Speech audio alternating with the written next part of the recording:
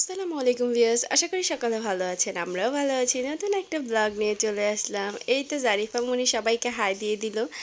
আজকে আমরা একটা বার্থডে প্রোগ্রামে যাচ্ছি। আজকে আমি, জারিফার বাবা, জারিফা আর হচ্ছে জারিফার ফুপ্পি মিলে যাচ্ছি। বের হতে প্রায় 9টা বেজে গেছিলো। আর এইদিকে জারিফা দাঁড়িয়ে আছে। আর এই তো জারিফা বাবা রিক্সা নিয়ে নিল, আমরা রিক্সায় উঠে পড়লাম। আর এইদিকে আজকে জারিফা আর আমি ম্যাচিং ড্রেস পরেছিলাম।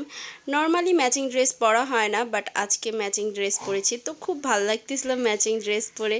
মা মেয়ে একরকম, একটা অন্যরকমই আনন্দ, অন্যরকমই ভালো লাগা।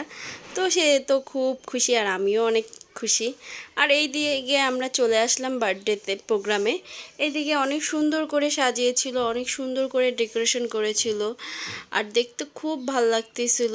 আর এটা মূলত ছাদের উপরে ছিল, তো ভেতরের সাইডটা পুরোটাই প্যান্ডেল করা ছিল যাতে বাচ্চারা এদিক ওদিক না দৌড়ায়। আর ভেতরে একটু গরমও লাগতেছিল কারণ পুরোটা প্যান্ডেল করা যেহেতু ছিল।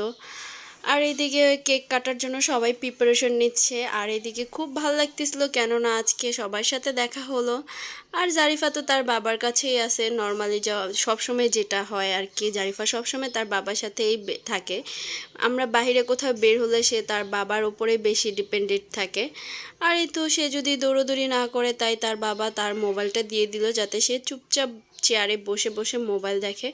সে একা একা এখানে বসে মোবাইল দেখতেছিল। আর সে আর আমি তার সাথে বসেই ছিলাম।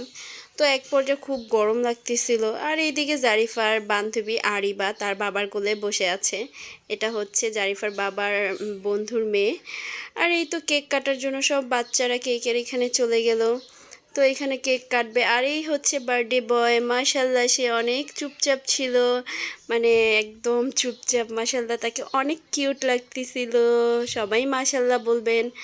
আর এই তো কেক কাটার পর হচ্ছে খাবারের পরিবেশনটা করবে। আর কেকটা মানে খুবই মজার ছিল। মূলত কেকটা কেক টাউনের থেকে নেওয়া ছিল, আর কেক টাউনের কেকগুলো আসলেই মজার।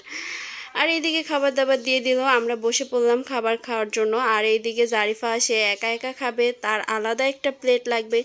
তাই জারিফার বাবা তাকে আবার আলাদা একটা প্লেট দিল যে যাতে সে একা একা খায়, সে হাত দিয়েই খাবে। আর এই তো সে কত কথাই না বলতেছিল, তো খুব ভালো লাগতেছিল। আর আমাদের খাবার দাবার শেষ করে আমরা ছাদের একটা সাইডে চলে গেলাম বসার জন্য, কারণ ওইখানে অনেক ঠান্ডা ঠান্ডা বাতাস ছিল। আর এইদিকে জারিফার জন্য আমি একটু কিছু মিষ্টি জর্দা নিয়ে আসলাম, সে এটা খুব পছন্দ করে। সে এইখান থেকে বেছে বেছে খাচ্ছিল, তো খুব ভালো লাগতেছিল। আর এইদিকে তো বাতাসটা আসলে অনেক ভালো, মানে ভালো লাগতেছিল। মানে একদম 8তলার উপরে ছিলাম, বাহিরের পরিবেশটা একদম নিরিবিলি ছিল। আর এইদিকে তো এই তো আমি দাঁড়িয়ে আছি, একটু বাতাসটা অনুভব করছি।